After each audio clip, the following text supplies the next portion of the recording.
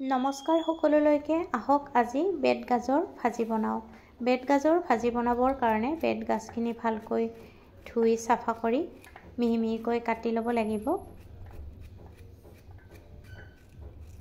যদি ৰেচিপিটো ভাল লাগে ভিডিঅ'টোত লাইক কমেন্ট শ্বেয়াৰ আৰু দীপিকা কিচেন চেনেলটো সাবস্ক্ৰাইব কৰি ৰাখিব। লগত আলু এটাও টুকুৰা টুকুৰ কৰি কাটি দিব।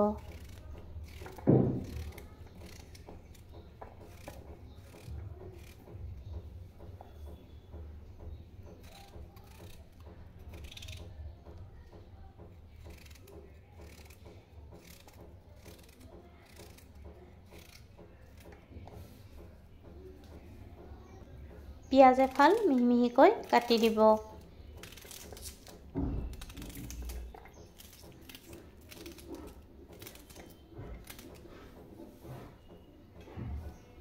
আৰু কেঁচা জলকীয়া দুটা মিহিকৈ কাটি ল'ব। কেৰাহী এটা গৰম কৰি ল'ব আৰু গৰম হ'লে সৰিয়হৰ তেল দি দিব আৰু তেলখিনি ভালদৰে গৰম হ'বলৈ দিব।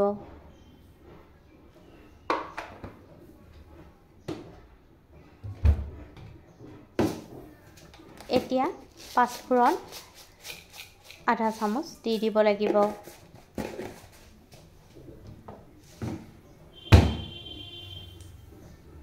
এতিয়া কাটি লোৱা পিয়াজখিনি দিব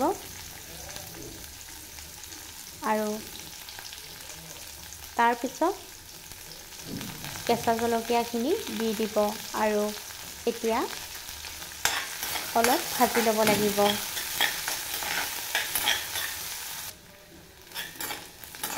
ৰেচিপিটো ভাল লাগিলে ভিডিঅ'টোত লাইক কমেন্ট শ্বেয়াৰ আৰু দীপিকা কিচেন চেনেলটো সাবস্ক্ৰাইব কৰি ৰাখিব। অলপ ভাজি লোৱাৰ পিছত তাত কাটি লোৱা আলু আৰু বেত গাজখিনি দি দিব লাগিব।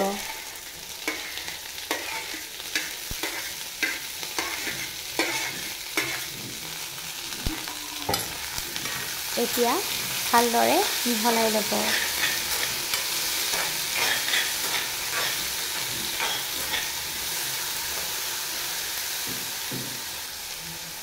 সোৱাদমতে নিমখ দিব আৰু হালধি গুড়ি দি ভালকৈ পুনৰ ভাজিব লাগিব।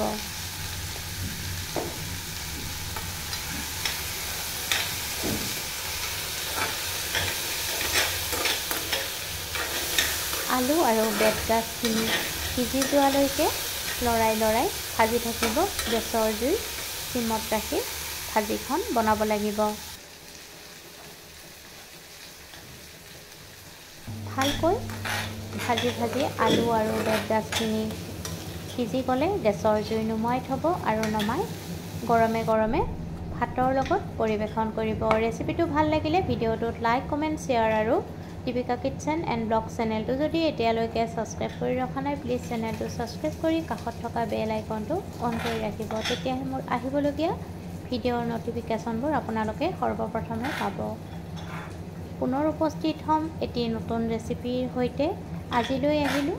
ভিডিঅ'টো শেষলৈকে চোৱাৰ বাবে আপোনালোকক অশেষ ধন্যবাদ জনালোঁ।